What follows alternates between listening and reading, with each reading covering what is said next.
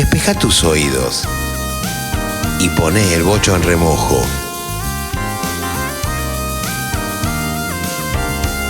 Aquí comienza Salud Mental. Sean bienvenidos a otro episodio de este podcast donde pensamos, investigamos y reflexionamos sobre cómo el ritmo de vida actual influye en nuestro bienestar psíquico y mental. Yo soy su anfitrión, Francisco Roque. Pasen y oigan.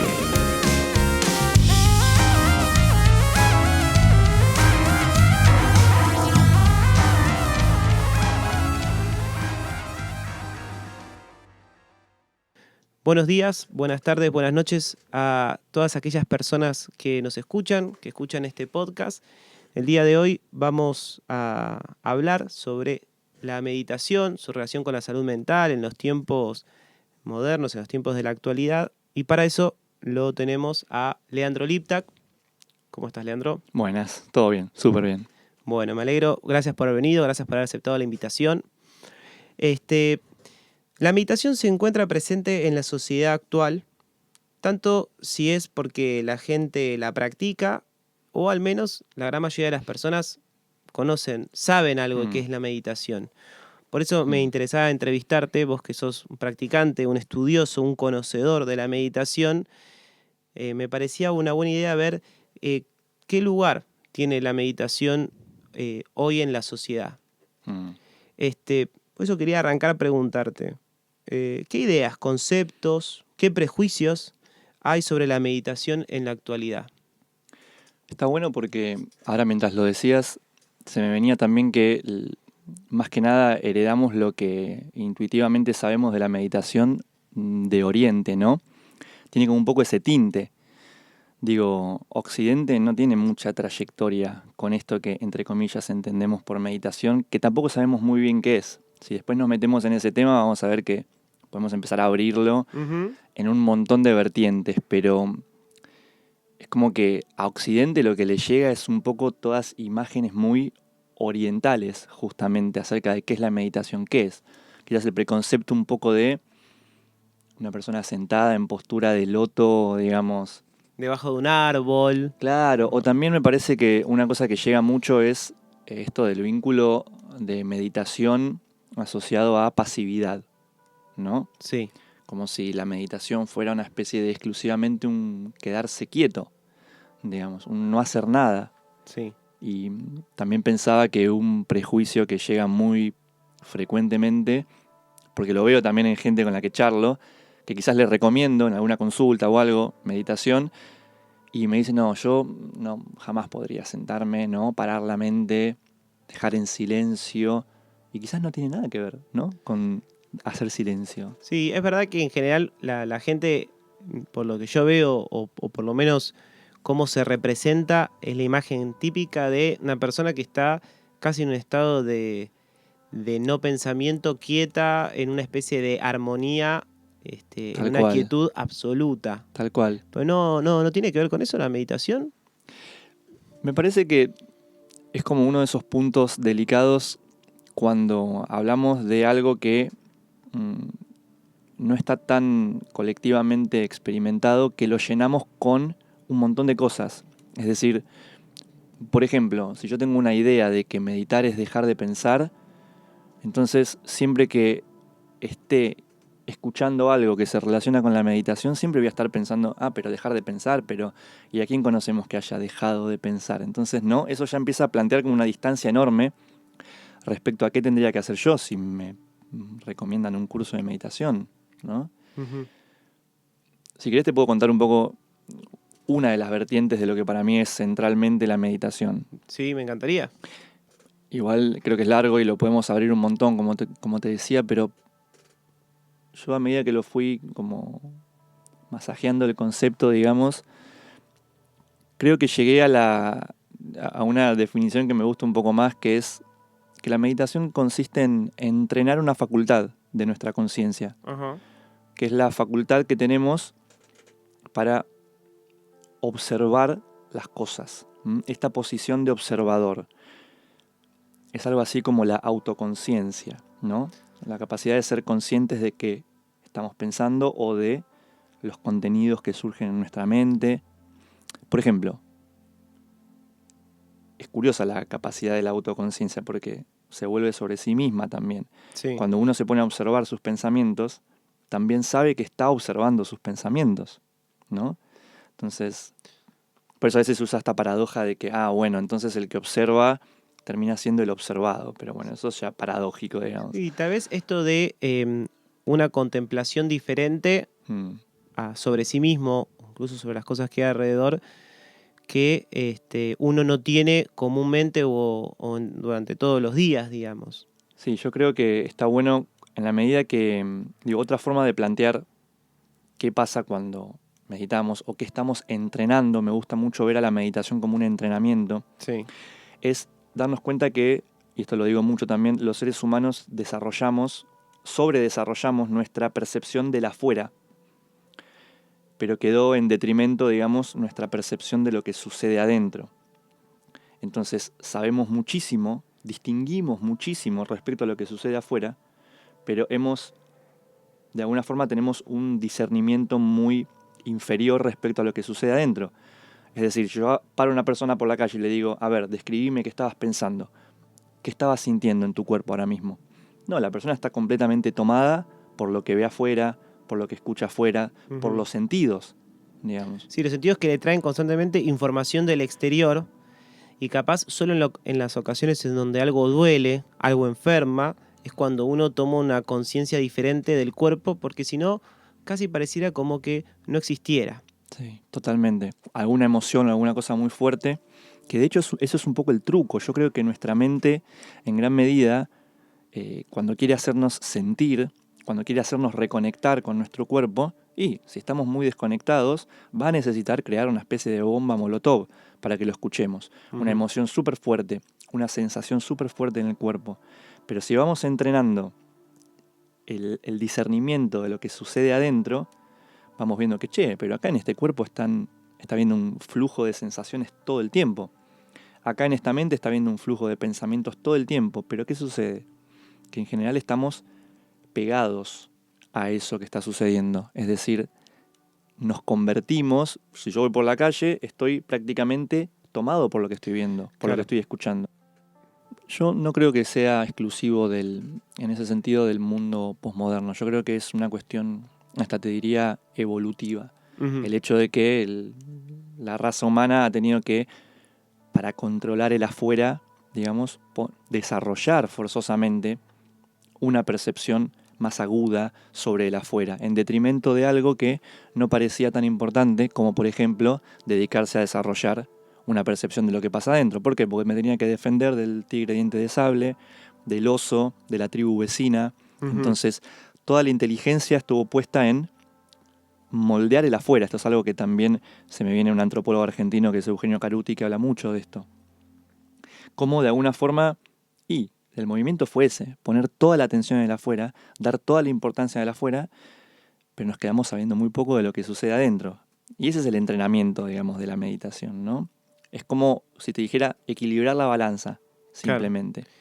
Y que, pensándolo en el bienestar de alguien, llevar adelante una práctica de meditación, ¿qué ventajas, o no sé si ventajas, pero cuál serían los resultados sobre meterse en este camino de la meditación?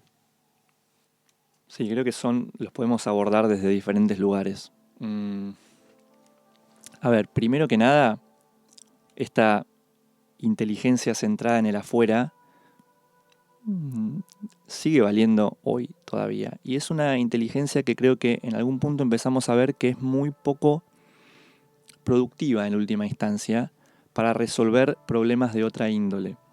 Si yo tengo que resolver problemas del tipo ir del punto A al punto B, en lo externo, resolver mi vida en esos términos, ese tipo de inteligencia centrada en el afuera como que demostró ser suficiente.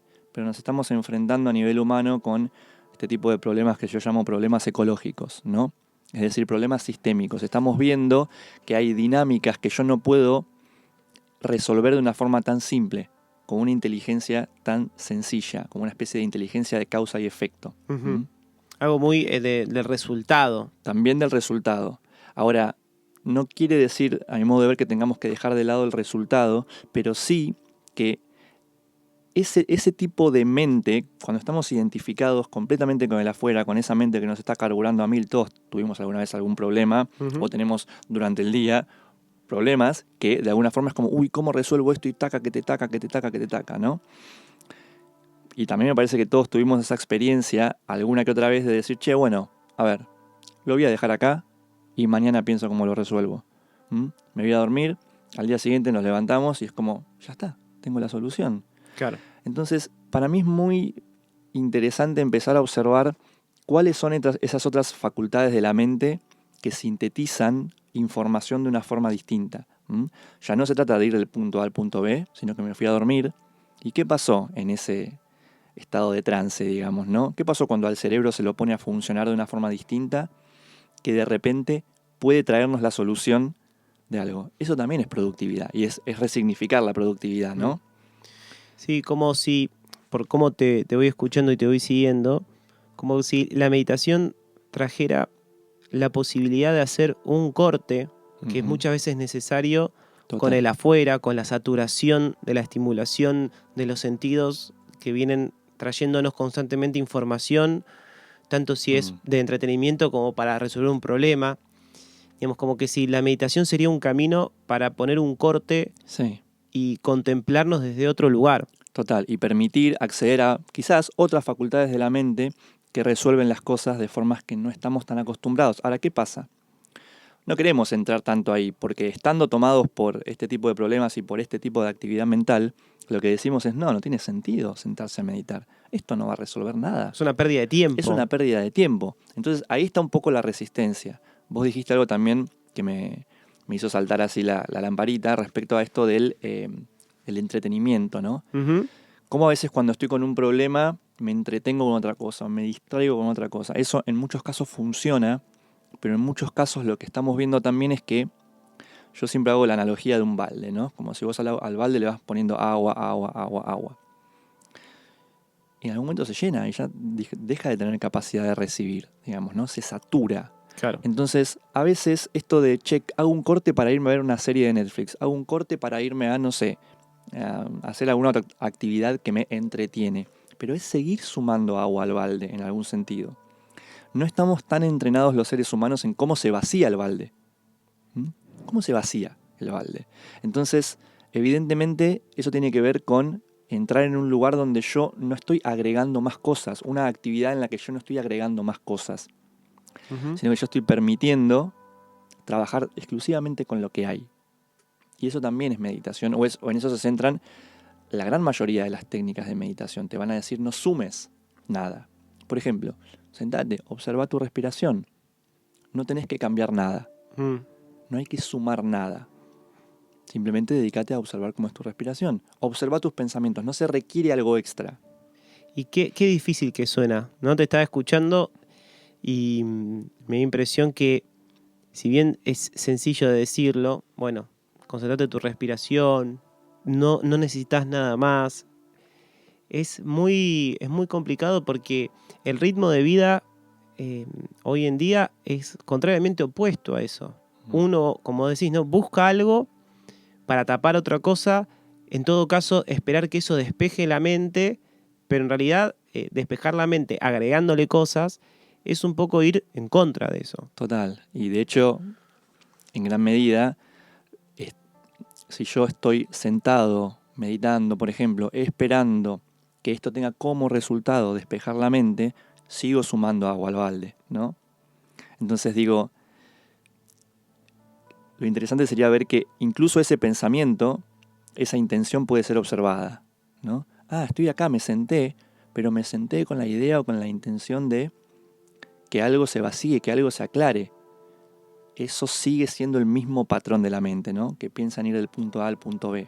Sí, muy pendiente del resultado. Completamente, Creo pendiente del resultado. Sí. Qué paradójico, qué contradictorio en realidad sería decir, bueno, quiero meditar para rendir mejor en el trabajo, o quiero meditar para que me vayas mejor en los vínculos con otros. Es decir, pensando en que justamente, bueno, la meditación sea eso New Age, digamos, que te trae esa como vuelta cool Sí. para alcanzar, de nuevo, cuestiones que son objetivos que tienen que ver con el llenar y relacionarse con el afuera nada más. Sí, y no quiere decir que la meditación no tenga subproductos muy importantes en ese sentido.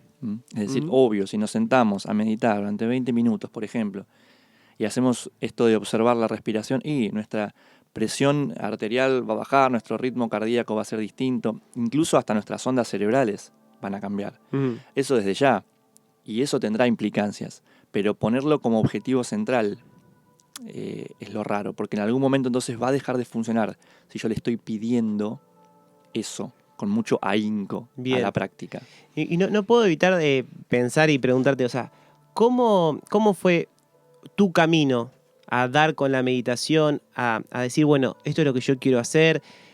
¿Cómo fue que te encontraste con eso? ¿Qué obstáculos tuviste en la medida que empezaste a practicar? Mirá, esto fue en 2010, más o menos. Yo estaba cursando Ciencias de la Computación en la Facultad de Exactas acá en la UBA y estaba, por diversos motivos, súper estresado. Súper estresado y súper desconectado también del plano emocional. Había una disociación muy grande entre lo que pasaba en la mente y lo que pasaba en el cuerpo, digamos. Que era un mecanismo de defensa también. Digo, yo estaba con problemas en mi casa también, con exigencias a nivel académico, o sea, todo era como una especie de estrés, pero no me daba... Saturación. Saturación, ¿no? Llenar el balde. Bien. No me daba cuenta igual que yo era el que estaba principalmente llenando el balde con un montón de cuestiones que no tenían que ver con el afuera, sino con lo que adentro estaba sucediendo. Y en realidad, más tarde lo vi de esta forma, el adentro me estaba llamando. Digo, es natural, en algún momento este desbalance entre afuera y adentro, la naturaleza busca ordenarlo, digamos. El adentro necesita tomar presencia. Es simplemente esto. Entonces, digo, si vemos a la meditación en términos de simplemente dedicarnos a investigar lo que pasa adentro, pero ya no teóricamente, sino cuál es la única facultad que tengo para poner al servicio de la investigación directa. Y bueno, mi conciencia, mi capacidad de observación. Sí. Entonces, y encima de todo de mis pensamientos, porque yo puedo conectar una máquina para estudiar mis ondas cerebrales, pero no es directamente lo que estoy pensando, lo que esta conciencia piensa. Entonces eso me estaba llamando de algún modo, con estrés, con ataques de pánico, con un montón de cuestiones. Y no fue inmediatamente en ese momento, pero unos años después, a través de unos amigos que practicaban una técnica de meditación que es bastante conocida, ahora está bastante difundida, que se llama Vipassana.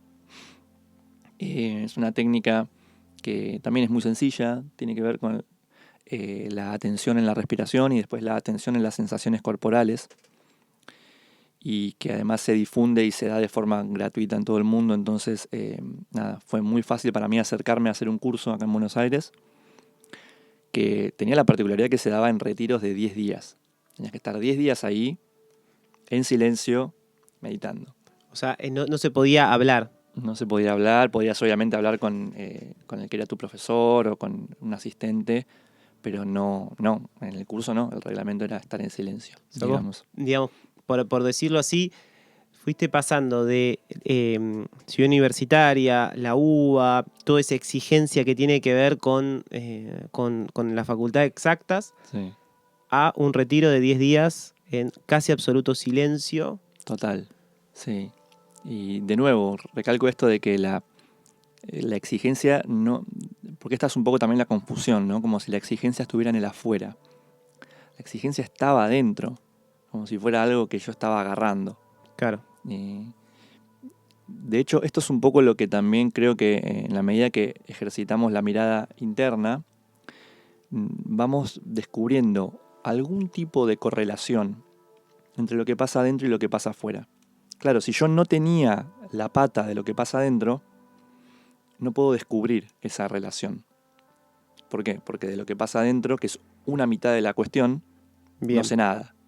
Ahora, si yo sumo un poquito de información y sensibilidad acerca de lo que está sucediendo adentro a nivel cuerpo y mente, empiezo a descubrir que quizás, ¿no? Vamos a ponerlo como una hipótesis, lo que pasa dentro de este cuerpo y mente de alguna forma se ordena o tiene mucho que ver con, al menos con cómo percibo lo que sucede afuera. Claro. Pensaba en esto de cómo muchas veces uno, pensando que el asunto está solamente en el afuera, en este contexto estresante, bueno, saco el contexto, problema solucionado. Sí, Y lo que muchas veces termina pasando, y esto también se ve, digamos, desde mi punto de vista, que es la clínica, sí. es que uno vuelve a generar esa escena de exigencia en otro lugar Total. si no se toma el tiempo suficiente para ver qué pasa con uno adentro, Sí, ¿no? sí, totalmente. Tal vez esto que vos decías, este silencio que era, así como lo entiendo yo, ¿no? Silenciar el exterior solamente para escuchar lo que pasa adentro. No, pensaba, ya lo estabas empezando a contar, ¿no? Esa salida al exterior después de ese retiro. Sí. Digamos, ¿qué pasó? Me imagino que habrá pasado con tus vínculos? ¿Cómo volviste a mirar a las personas con las que te venís relacionando tanto tiempo después de haber pasado esa experiencia? Digamos, capaz, digamos, no sé si es algo como, bueno, un cambio así 180 en un segundo a otro, pero seguramente eso fue cambiando tu modo de relacionarte incluso. Sí. Y, a ver, en ese sentido yo a veces digo que es bastante común en la vida de una persona cualquiera al azar que no haya quizás pasado ni un día en silencio en su vida. Entonces, una experiencia de 10 días en silencio, ni hablar de estar desde las 4:30 de la mañana hasta las 9 de la noche meditando, que es lo que hacíamos en el retiro, pero la experiencia es fuerte. Esa experiencia de 10 días es fuerte y sin dudas sí generó un cambio. De hecho, yo después seguí tomando cursos. Sí. Pero sí, es fuerte. Es como incorporar nueva información. Lo que pasa es que también ahí se abre una cosa delicada, y es que en un principio incorporar toda esa información de lo que estaba pasando adentro puede ser visto como una sobrecarga de información. Porque, está bien, yo antes manejaba lo que pasa afuera. Sí. Ahora estoy manejando lo que pasa afuera más una conciencia que también me está trayendo información de lo que al mismo tiempo está sucediendo adentro. Entonces, Se abre un canal que antes estaba oculto, pero estaba ahí. y por algo estaba oculto, ¿no? Ahora, Claro. por eso en Vipassana hacen mucho énfasis en un término budista que es la ecuanimidad. Ujú. Es decir, no solamente estar desarrollando esta atención, esta posición de testigo, sino también estar desarrollando al mismo tiempo una capacidad de observar imparcialmente todo eso. Porque claro, digo, la mente humana desde este lugar de inteligencia orientada a lo externo, toda nueva pieza de información que ve la va a querer ordenar. Ahora, si yo destapé, saqué la tapa de la olla y tengo un montón de información que está proveniendo ahora de mi mundo interior, cambió el orden, creció exponencialmente, digamos, la información que esta conciencia está procesando. Si yo además sumo a eso una conciencia, no una conciencia, pero una estructura de pensamiento miedosa que está queriendo ordenar todo eso que se abrió, puedo llegar a terminar peor, digamos. No es para sembrar una especie de miedo, pero es muy importante en este entrenamiento, Ujú. entrenar esta otra parte que no solamente atestigua, sino que atestigua de forma neutra. Y qué rápido, digo, puede ser que alguien quiera echar todo para atrás, ¿no? Sí, Una sí, vez sí. que se encuentra en estas dos, frente a estos dos canales que ahora paralelamente están a la vista, por así decirlo, Sí. digo, qué rápido es decir, no, voy al punto anterior porque esto no lo puedo manejar. Sí, por eso hay una meditación quizás que, por ejemplo, el mindfulness acá en Occidente difundió un poco más. El formato quizás de meditación más como herramienta, como vos decías, ¿no? Si yo medito 10 minutos, 15, de repente, es cierto, hay un montón de funciones que se estabilizan quizás y de repente obtengo beneficios directos en algunos ámbitos. Pero también es cierto que si yo voy a medida, ¿no?, de a poquito un poquito más profundo en esto de la autoobservación y el cultivo de esta posición de testigo, de este entrenamiento, eso de alguna forma trae algo que a nuestro mecanismo de supervivencia básico no le es muy cómodo. Entonces empieza a haber resistencias también. Ahora, también empieza a haber beneficios, digamos, ¿no? Pienso en cómo es verdad que muchas veces nuestra cabeza funciona siempre esperando que haya un manual, ¿no? Sí, Que un sí, manual sí. que te diga, bueno, hace esto, Y un hace manual esto otro. que conocemos por anticipado, sobre todo. Totalmente, que haya algunos pasos definidos. Sí, Entonces, eso de alguna forma nos garantiza, no sé, si equivocarnos menos mm, o pensar que, bueno, voy a optimizar el tiempo. Digamos, todas cosas que por lo que vos decís va muy en contra o es un pensamiento muy diferente a lo que la meditación propone.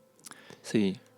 Y me viene la palabra que no la uso mucho, porque me parece demasiado New Age, pero es la palabra de soltar, ¿no? Ujú. Porque un poco, en algún sentido es cierto, lo que hacemos eh, al cultivar esta posición, ¿no?, de testigo, vamos a decirle así, o meditación, es una especie de soltar. Por ejemplo, si yo me puse, no sé, que voy a meditar durante 10 minutos, también hay una especie de volición implícita que es, bueno, voy a soltar los pensamientos que vengan, ¿no? En el sentido de, ¿y si durante 10 minutos no les creo tanto a esos pensamientos? ¿Y si durante 20 minutos no les creo tanto? Entonces ahí pasa algo curioso, porque empezamos a darnos cuenta, y esto es uno de los primeros subproductos de la meditación, cuánto le creemos a todo lo que nuestra mente dice. Solemos estar completamente identificados con como que el ser humano ha igualado mente con verdad, digamos, prácticamente, ¿no? Es como lo que yo pienso es como un status quo. Mm. No estamos tan acostumbrados a ver, che, esta mente es una especie de órgano de supervivencia. Claro, estamos capaz muy acostumbrados a no cuestionar nuestros pensamientos. En ese Tal sentido, cual. digo, Y encima hay algo que es más dramático, y es que estamos acostumbrados en todo caso a cuestionar un pensamiento con otro pensamiento. totalmente. Por eso digo la tercera posición, ¿no? Digo, es muy loco porque empiezo a pensar con muchas cosas del psicoanálisis y en algún punto esto de darnos cuenta que hay pensamientos que están ahí, es a algún punto también darnos cuenta que hasta qué punto nos pertenecen los pensamientos o si esos pensamientos son nuestros, de dónde vienen, quién estaría, como decís, esta Claro. tercera posición cuestionando los pensamientos. Es como a algún punto decir, son las voces que uno tiene en la cabeza, capaz construida después de tantos años, generaciones y demás, que nos han construido un sentido, nos han construido una identidad, pero que en algún punto, sin este camino de introspección, uno nunca podría advertir esa dinámica. Tal cual, exactamente. Fíjate que, digo, mientras que estemos completamente identificados con los pensamientos, todo ese campo de estudio ni existe. Porque es como, ni siquiera me estoy enterando de que tengo una cajita negra donde adentro me tiran pensamientos. Y actúo y siento en consecuencia. Además, ¿no? Digo, eso es otra cosa que empieza a caer de maduro, que es la profunda interrelación que hay entre mente y cuerpo. Mente, Claro. cuerpo y emoción, digamos, ¿no? Cuanto más discernimiento pongo, cuanto más atención pongo en lo que emerge, vamos a decir, adentro de esta cajita de pensamientos, también automáticamente me empiezo a dar cuenta de que no puede surgir nada ahí adentro sin que tenga un impacto directo en el sistema sensoperceptivo, digamos. Entonces, eso también es fuerte. Y se abre todo este abanico para el cuestionamiento que vos estabas diciendo, ¿no? Que dio, por ejemplo, origen, no sé, me imagino a una rama importante, al menos del psicoanálisis. Sí. Che, ok, estos pensamientos, si entonces yo no me identifico exclusivamente con ellos, ¿qué es esto? ¿Es historia? Claro, ¿De ¿por qué dónde están ahí? viene? Entonces algo se ensancha, eso también está bueno verlo. Automáticamente, cuando le damos bola a lo que sucede adentro, crecemos aunque no queramos, porque al darnos cuenta que yo no soy exclusivamente algo, automáticamente tomo contacto con que soy algo más, ¿no? Sí, y esto de, a mí me pasa con pacientes en el consultorio, que algunos meditan y lejos de decir, bueno, reemplazo la meditación por el psicoanálisis o el psicoanálisis ya no lo necesito porque estoy meditando, la secuencia de pensamientos y de reflexiones que tienen son súper interesantes porque dan cuenta de esto. Pero, Sí. digamos, eso ese es el paso uno diría, porque después ¿qué hago con todo esto que ahora me doy cuenta Sí. que ha tenido una gran influencia en mi vida, que me ha definido hasta algún punto, pero me doy cuenta que traen algo que a un punto me atraviesa? Sí. Claro, o sea, eso que surge en esa mente no es porque sí, en el sentido de que me mueve, ¿no? Digo, acá la temática es cuán profundamente conectado está el sistema emocional con lo que surge en el sistema mental, llamémosle. Entonces, claro, por eso es que es fácil hablar de la meditación, pero en los momentos, como yo le digo, que las papas queman, Sí. no es tan fácil practicarlo. En el sentido de, está muy linda la posición de observador, pero en el momento en el que todo mi sistema emocional se implica porque alguien me gritó algo en la calle, ¿no? Sí. No sé, me insultó por la calle. En ese momento automáticamente todo mi sistema emocional está reaccionando en el mismo momento. Y sobre todo, estoy volviendo a identificarme, me estoy pegando con lo que dice mi mente. Mi mente dice, no, ese hay que matarlo, a ese no sé qué. Y no hay separación. Estamos completamente pegados. Ujú. Entonces, Ese tercer desapareció, observador, chao. se fue. Por eso digo que es un entrenamiento, porque el entrenamiento en parte tiene que ver también con cuánto creemos que es exclusivamente nuestra mente la que garantiza la supervivencia nuestra. Y eso no es fácil de tocar, porque, digo, esta mente es la que a través de racionalizar y racionalizar nos propone todo el tiempo, entre comillas, mejoras para nuestra vida. ¿No? Esta típica de que alguien, no sé, hizo algo que no nos gustó y de repente nos quedamos maquinando, ¿no? Ujú. Ay, bueno, la próxima le voy a decir esto o aquello otro y no, pero me parece que estuvo mal porque buscar faltas tiene mucho que ver, el procesamiento estándar de la mente tiene mucho que ver con juzgar la realidad. Sí, estar como carburando Y constantemente. sobre todo tener que ponerle una etiqueta, lo que esa forma de inteligencia de nuestra mente no se banca tanto es observar sin etiquetar. Es decir, no tolera mucho estar viendo algo y no poder decir si es bueno o malo. Claro. Y en ese momento, en el que empezamos a cultivar esa otra posición, claro, nos ponemos frente a una especie de salto al vacío, que es, ok, si yo le dejo de creer a esta mente, al menos en un porcentaje le dejo de creer. Entonces, al menos en un porcentaje, esta mente no es exclusivamente la que garantiza mi supervivencia. Entonces, ¿qué es? Claro. Y es eso, como de eso no tenemos ninguna garantía, eso nos da profundo miedo, le da miedo a Sí. esa mente en realidad. Sí, que es una garantía también inventada, ¿no? Sí. Porque, digamos, el hecho de pensar que si yo no seguiría por esta mente, porque vos decís, construida a lo largo del tiempo, uno piensa que es una garantía, pero al final se da cuenta que no hay garantía en eso. Sí. Digo, y pienso que estuve pensando un poco el concepto de muchos filósofos que hablan sobre lo neutro. Sí. Que lo neutro no es un no hacer nada, no es una posición de, a mí todo me da igual, sino que lo neutro es una posición que está por fuera de esas etiquetas que tanto están encasillando nuestra realidad, porque en algún punto nos dan cierta seguridad de que si yo lo logro encajar en las estructuras y en las clasificaciones que tengo, eso me da alguna garantía de algo, no sabemos qué. Claro, Como si la meditación trataría de acercarnos a esa posición neutra. tal cual. Ujú. Es como ese, porque digo, por eso vuelvo todo primero y principal a la meditación como un entrenamiento de lo que está pasando adentro. Tan simple como eso, me voy a empezar a dar cuenta de cosas sutiles como esta. Como por ejemplo, che, qué adicción que tiene mi mente a etiquetar todo lo que ve. Pero aparece después, por el solo hecho de estar auto-observándonos. Porque no nos olvidemos que solamente observamos los pensamientos, sino que además en ese momento estamos sabiendo que estamos observando, ¿no? Claro. Entonces ahí empezamos a recabar muchísima información. Información acerca de cómo funciona esta misma mente, qué cosas quiere, por qué a veces nos sacude emocionalmente tanto. Porque va a haber momentos en los cuales no juzgar la realidad va a ser fácil, pero va a haber momentos en los cuales nos vamos a dar cuenta, la compulsión, casi diría, de juzgar la realidad. Cuando pasa algo que este sistema de supervivencia marca como peligroso, la compulsión de juzgar está ahí. En ese momento es cuando realmente no da lo mismo para ese sistema decir si esto es bueno o malo. ¿Por qué? Porque la mente dice, esto es crítico para mi supervivencia.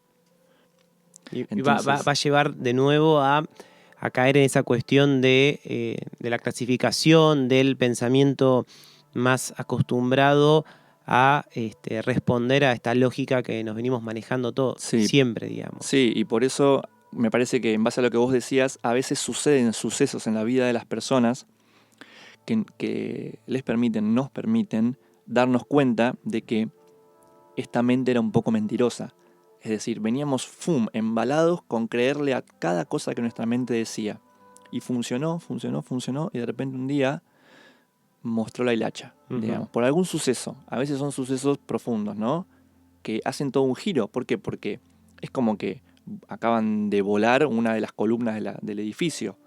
Sí, a veces el mecanismo descansa en el hecho de decir, tengo que creerle al 100% a esta mente, ¿no? Sí. Porque Si no, ¿qué garantías? Claro, si yo pongo un poquito en duda, se empieza a resquebrajar todo. Entonces, ese es el trasfondo de lo que quizás empieza a suceder cuando nos vamos más de lleno adentrando en esta autoobservación.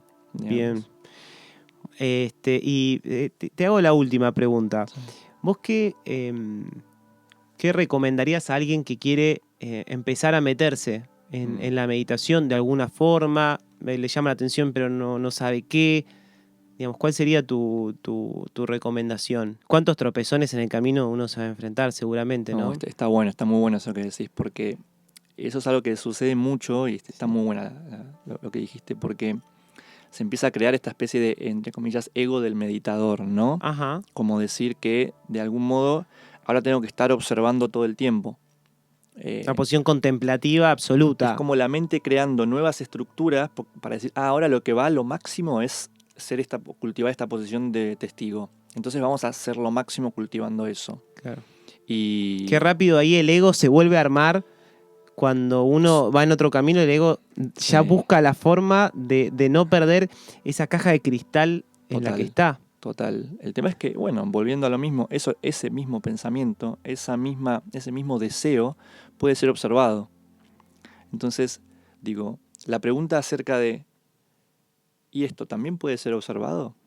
Siempre nos lleva a algún otro lugar. Y ese lugar no sabemos qué es, pero eso va abriendo un espacio. Quizás en la medida que ese espacio se fue ensanchando lo suficiente, después descubrimos que tenemos un poquito más de ganas de sentarnos o de incluirlo como una práctica cotidiana. ¿Y te parece importante estar en comunidad con otros? ¿Que no es necesario? ¿Eso ayuda? ¿No? Sí, me parece que al nivel de desarrollar un hábito ya en un plano más mundano, obvio, sí, desde ya. Es muy difícil también sostener un hábito que no está atado a otras cuestiones de tu vida. Entonces es algo que haces exclusivamente vos. ¿Por qué? Porque empezamos a ver el beneficio que tiene esto de meditar. Uh-huh. Y a partir de cierto punto, esto de vaciar el balde es algo que se vuelve para nosotros una especie de realidad innegable. El tema es que va a haber probablemente una fricción todo el tiempo. Y sobre todo al principio, sobre todo si yo estaba en un 100% de credibilidad con mi mente, ¿no? Entonces, mientras que ese sistema no empiece a tambalear un poco, y el sostén también de compartir algo más, ¿no? Porque quizás me junto con otros una vez por semana a meditar y compartimos un espacio y practicamos meditación y eso nos aúna también. Y está buenísimo como para poder darle una continuidad. Pero quiero hacer énfasis en esto también, ¿no? Vuelvo de nuevo, es como la continuidad también es algo que irá llegando. Lo importante es darnos cuenta que hay algo interno que tiene que ser observado. Y sobre todo, quizás darnos cuenta de que hay un desconocimiento acerca de nuestro propio mundo interno que es enorme. Y ya no, mundo interno se lo da a veces como, ¿no? Lo catalogamos como, lo que estoy sintiendo. Sí. En el sentido de emociones grandes o cosas que nos atraviesan. Yo voy a un nivel de discernimiento, ¿no? Uh-huh. Poder ser conscientes de lo que está sucediendo, el flujo de pensamientos que está aconteciendo, el flujo de sensaciones que está aconteciendo. Como abrir eso que parece un bloque. Todo junto, decir, no, de construirlo todo y ver qué hay ahí adentro. Exactamente, eso tiene para mí implicancias enormes. Bien. Sí. Bueno, Leandro, te súper agradezco haber venido. Quedó mucho por charlar. Sí, Me parece sí. que podría salir una parte 2. Y también espero que me aceptes la invitación cuando quiera hablar de astrología. Sí, por supuesto. Vamos a estar acá firmes para desarrollar también. Un placer. Bueno, muchísimas gracias. Nos estamos viendo en otro momento. Lean. Gracias. Abrazo.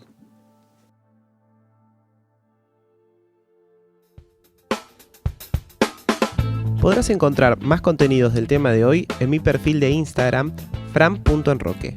Si te gustó este episodio, escucha más de salud mental en Spotify. Yo soy Francisco Roque. Hasta la próxima.